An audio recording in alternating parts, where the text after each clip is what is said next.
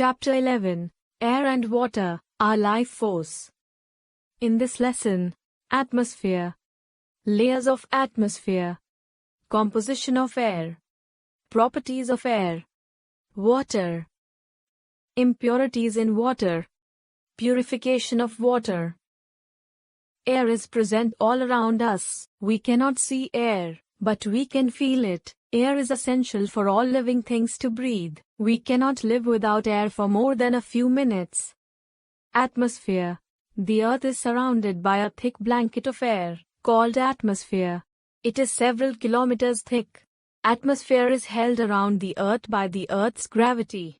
It contains a mixture of gases like nitrogen, oxygen, argon, carbon dioxide, neon, water vapor and many more.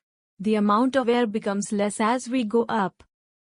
We breathe in air, we breathe in fresh air. This is called inhaled air or inspired air.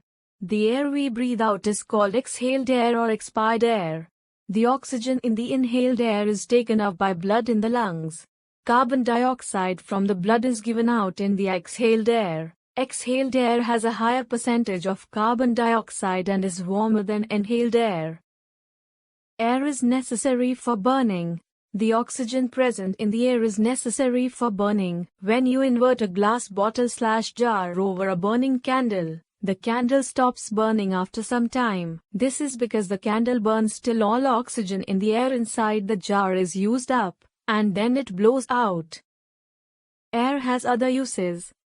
Parachutes, gliders, and kites need moving air to support them in the sky. Aeroplanes cannot fly in the absence of air. Air is used to inflate tubes of vehicles, footballs, basketballs, volleyballs, etc. Sailboats are pushed by air, and blades of windmills are turned by air to generate electricity or lift up water. Significance of atmosphere. The atmosphere protects us from the harmful ultraviolet sun rays by absorbing them and thus preventing them from reaching us. It traps the heat of the sun and helps in maintaining the right temperature for the survival of living organisms. It also protects us from meteors. They get burnt up high in the atmosphere before reaching us. The atmosphere contains gases like oxygen and carbon dioxide which are necessary for the survival of all living things. Humans and animals use oxygen to breathe, while plants use carbon dioxide to prepare food. The atmosphere comprises the wind, rain, and clouds in the sky. Layers of atmosphere. The atmosphere is divided into 5 layers: troposphere, stratosphere, mesosphere, thermosphere and exosphere.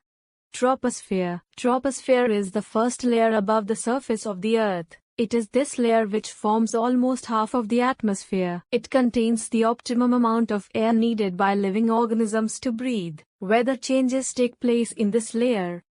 Stratosphere. Stratosphere is the second layer of the atmosphere. Jet planes fly in this layer. Stratosphere contains ozone layer which absorbs the harmful ultraviolet rays of the sun.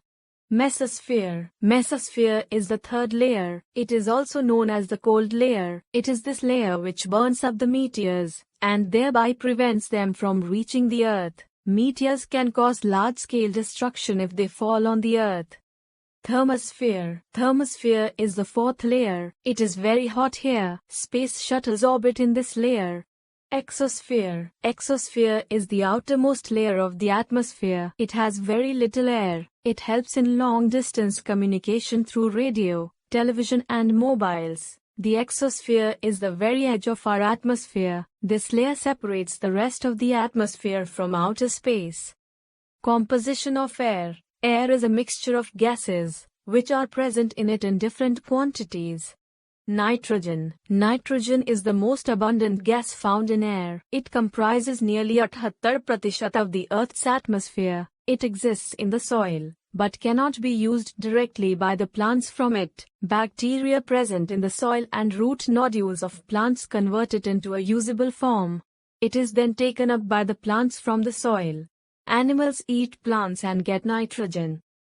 Oxygen. Oxygen is present up to the extent of 21 in the atmosphere. It is one of the most important constituents of air. Living things use it for breathing. It is also required for burning.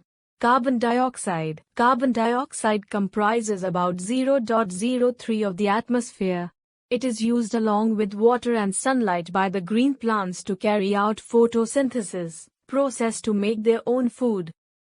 Other gases. Air also contains minute amounts of some other gases like helium, argon, neon, krypton, ozone, hydrogen, etc. Neon is used in glow signboards, helium is filled in air balloons, and argon is used in glass tubes to produce a colorful glow. Water vapor. Air contains water vapor. The amount of water vapor present in the air is called humidity. Humidity is the highest in coastal areas, and the least in deserts. High humidity makes us feel uncomfortable as sweat does not evaporate easily. Water vapor is formed when water evaporates from the surface of water bodies, i.e. seas, rivers and lakes. Variations in amounts of water vapor present in air can cause weather changes. Water vapor condenses to form clouds, rain, snow and fog. Smoke and dust. Air also contains polluting smoke and dust particles which are harmful for living things. Properties of air. Air occupies space. This property is used to inflate bicycle tubes, football, tubes of tires, cushions, mattresses, etc. Activity 1.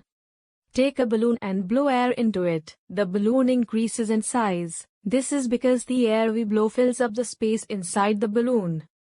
Activity 2. Take two balloons of equal size. Blow air into them and tie each at the neck. Tie the balloons on each end of a stick. Tie a thread in the middle of the stick and hang it as shown alongside. Now move one of the balloons to balance the stick. Now, prick one of them. The air will escape from it. What do you observe? As the air escapes from the balloon, the stick tilts towards the full-blown balloon. This shows that air has weight. Air exerts pressure. Anything which has weight exerts pressure. Since air has weight, it exerts pressure. Air exerts pressure in all directions. Activity 3. Take a bottle. Fill it with water completely. Fit a cork on it. Insert a straw through a hole in the cap. Seal the space around the straw with dough. Now try to drink water. You will not be able to do so, because there is no pressure to push water up the straw. Now try drinking water with a straw from a glass. You will be able to do so. The air pressure allows water to travel up. We use this property of air for filling ink in a fountain pen, filling in a syringe, and drinking through a straw. The air pressure varies from place to place. Activity 4. Take two candles and fix them on a table. Light them. Cover one of the candles with a glass. What do you observe? The candle inside the glass stops burning after some time, whereas the other candle continues to burn. The candle inside the glass burns till the time oxygen is present, and then extinguishes. The other candle continues to burn as it receives a continuous supply of air. This shows that air is necessary for combustion. Water. Just like air, water is also essential for life. We need water to drink as we cannot remain thirsty for long. Plants cannot live and grow without water. We also need water for cooking food, bathing, washing clothes, growing plants, constructing building, firefighting, etc. Rain is the main source of water. Water is found in oceans, rivers, ponds, and under the ground. Rainwater is the purest form of water, but it is often unfit for consumption as it can dissolve harmful substances from the air, collect dirt, certain living and dead things, and other impurities. Impurities in water.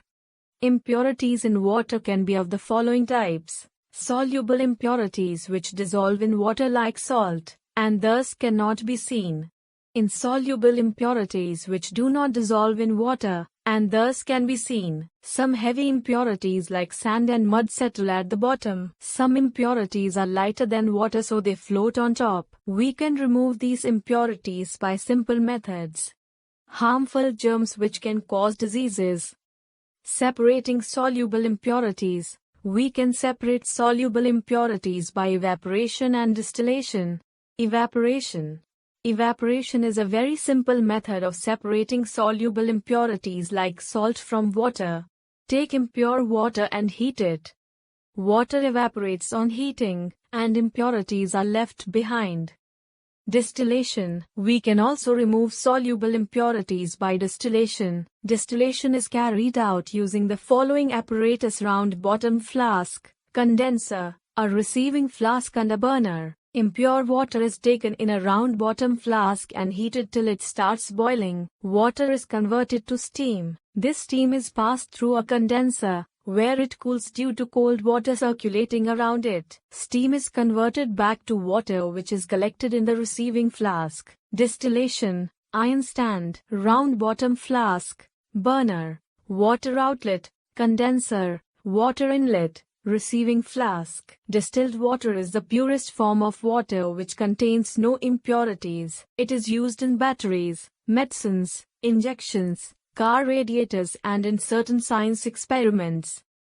Separating insoluble impurities. We can separate insoluble impurities by sedimentation and decantation, and by filtration. Activity 5. Take some water in a breaker. Add mud and sand and mix. Allow the mixture to stand for some time. What do you observe? The impurities will settle at the bottom of the beaker. Sedimentation and decantation. The process is called sedimentation. The particles of soil, mud, etc., which settle down are called sediments. We can get clear water by pouring the top water into another container.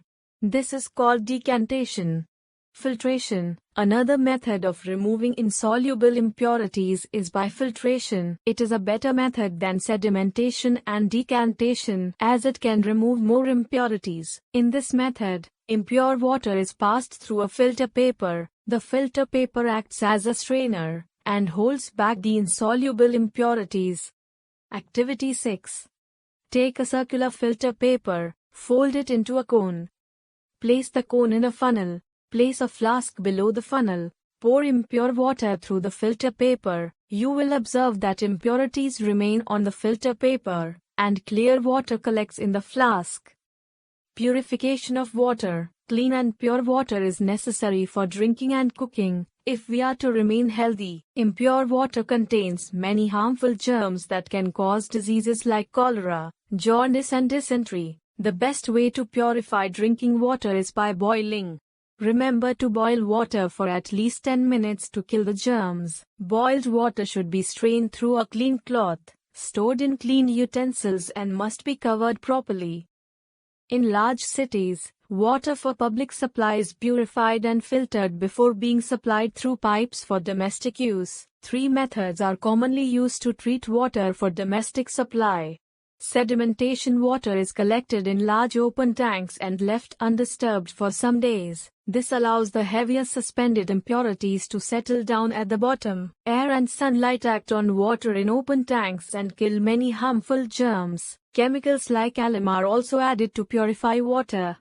Filtration. After water is treated with sedimentation, it is filtered through a clean sand bed to further remove finer suspended particles.